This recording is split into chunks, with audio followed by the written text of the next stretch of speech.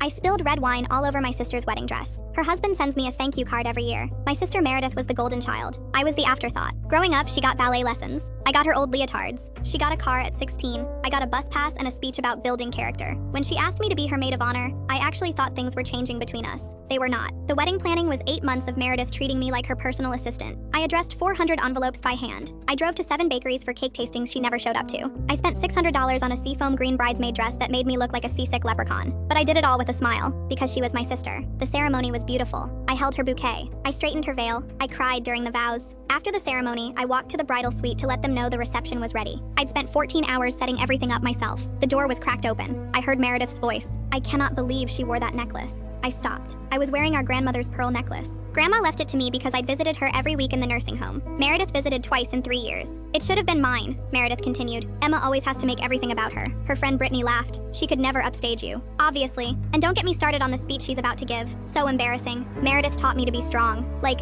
we get it, Emma. You peaked in high school. They laughed. Honestly, I don't know why I made her maid of honor. She couldn't organize a sock drawer. I had to redo half the seating chart myself. I looked behind me. At the reception hall I had organized every single detail. At least after tonight I can stop pretending we're close, Meredith said. I only invited her because Mom would have thrown a fit. 26 years. 26 years of trying to earn her love. She never saw me as anything. I pushed the door open, smiled. They're ready for you. Meredith floated past me like I was furniture. The grand entrance was perfect. 300 guests applauded. She waved like a pageant queen. Then the DJ called my name. And now, a toast from the maid of honor. I grabbed a glass of Cabernet from a nearby table, the expensive kind Meredith insisted on. I walked toward the head table, toward my sister in her $12,000 dress. The heels Meredith picked were 4 inches tall. I told her they were too high. She'd said to practice walking. I practiced, right into a trip. The wine hit Meredith square in the face, then splashed down her pristine white gown. She screamed, "Emma, what the hell? Oh my God, I'm so sorry, these heels. You did that on purpose. It was an accident. This dress cost $12,000. I know. I dabbed uselessly at her bodice. You told me, several times.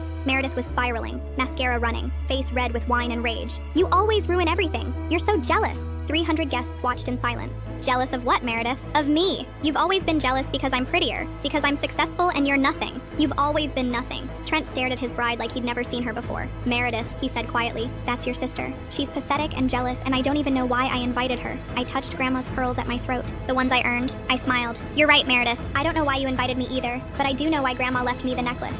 I turned to the crowd. Enjoy the reception, everyone. I organized the whole thing. She couldn't even organize a sock drawer. I walked out to dead silence. That was the last time I ever tried to have a relationship with my sister. The marriage lasted 8 months. And every year on what would have been their anniversary, I get a card in the mail from Trent. It just says, "Thank you, your wine."